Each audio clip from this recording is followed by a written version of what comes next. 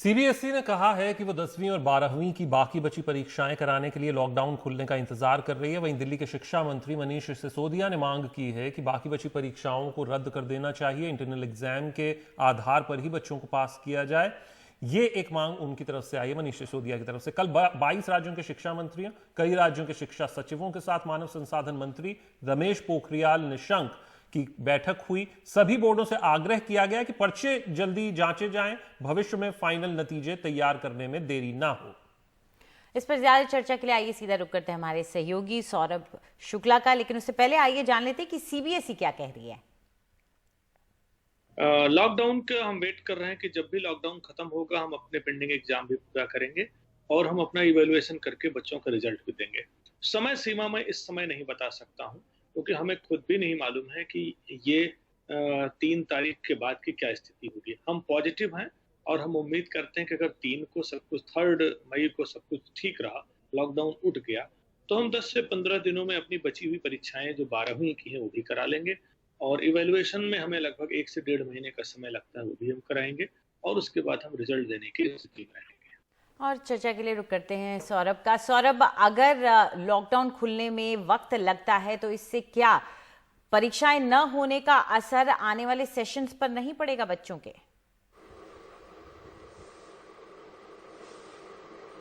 बिल्कुल पड़ेगा अंजलि। और अभी जैसे कि जो सीबीएसई की तरफ से जो बयान हमने सुनवाया, उनको भी नहीं पता है कि कब लॉकडाउन खुलेगा, क्योंकि लॉकडाउन अभी हाल फिलहाल खुलने नहीं वाला। जो जिस तरीके से जो केसेस लगातार बढ़ रहे हैं और जाहिर सी बात है, जब एग्जाम्स होते हैं स्टूडेंट्स बल्क में आते हैं, एग्जाम देते हैं। तो कल जब मीटिंग हुई, सारे उसमें शिक्षा मंत्री थे, एजुकेशन मिनिस्टर्स थे, स्टेट्स के एजुकेशन सेक्रेटरीज थे, उसमें कई बातों पर चर्चा हुई, जिसमें एक अहम बात सीबीएसई के एग्जाम्स को लेकर की थी, जिसमें एक तो ये फैसला कर लिया गया कि जिनके एग्जाम्स हो चुके हैं जिन सब्जेक्ट्स के, उनका इवैल्यूएशन शुरू कर दिया जाए ताकि जो सीबीएसई बाद में रिजल्ट्स प्रिपेयर करे उसमें आसानी हो। लेकिन दिल्ली की तरफ से जो 3 इंपॉर्टेंट पॉइंट रखे गए, पहला पॉइंट ये रखा गया कि 10th और 12th के एग्जाम्स अब कंडक्ट कराना मुश्किल है क्योंकि देरी हो चुकी है और सेशन ऑलरेडी डिले हो चुका है, जैसे कि अंजलि आपने बोला।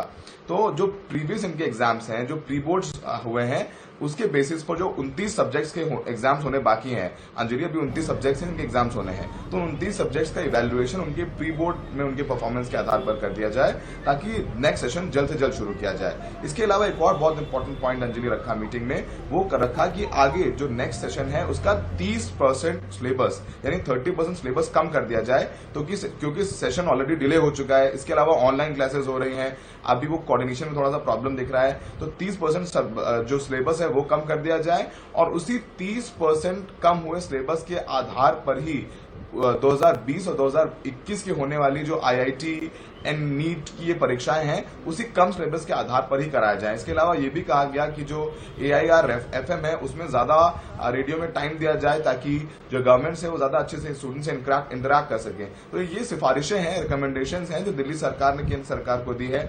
आखिरी फैसला केंद्र सरकार को करना है क्योंकि अभी 3 मई तक लॉकडाउन है, हो सकता है कि और इसको बढ़ाया जाए आगे के लिए। अब एग्जाम्स कंडक्ट कराना भी एक बड़ी चुनौती होगी क्योंकि मतलब बच्चे भी एग्जामिनेशन सेंटर्स में हजारों की संख्या में आते हैं, इतनी क्या सोशल गैदरिंग करा सकते हैं। तो अभी जितना ज्यादा डिले हो रहा है उतना ज्यादा बच्चों को भी प्रॉब्लम हो रहा है, एंग्जाइटी बढ़ रही है क्योंकि बोर्ड के एग्जाम्स अंजलि हम सबने दिया और हम सबको पता है किस तरीके से दबाव होता है बच्चों पर, मानसिक और पेरेंट्स के ऊपर भी। तो ये अनसर्टिनिटी जल्द लगता है कि खत्म होगी क्योंकि अभी एक रिकमेंडेशन चला गया, हो सकता है कुछ आने वाले 1 हफ्ते में फाइनल निर्णय हो जाए कि 10वीं 12वीं की परीक्षा कराई जाएंगी या नहीं। अगर कराई जाएंगी तो क्या प्रारूप होगा, अगर नहीं कराई जाएंगी तो किस आधार पर इनको आगे प्रमोट किया जाएगा, क्योंकि 9th और 11th की जो परीक्षाएं हैं वो नहीं हुई। 9th और 11th के जो बच्चे थे उनको उनके प्रीवियस परफॉर्मेंस के आधार पर 10वीं और 12वीं प्रमोट किया गया और वही फॉर्मूला चाहती है दिल्ली की सरकार की 10वीं और 12वीं के बोर्ड के बच्चों के साथ भी लगाया जाए।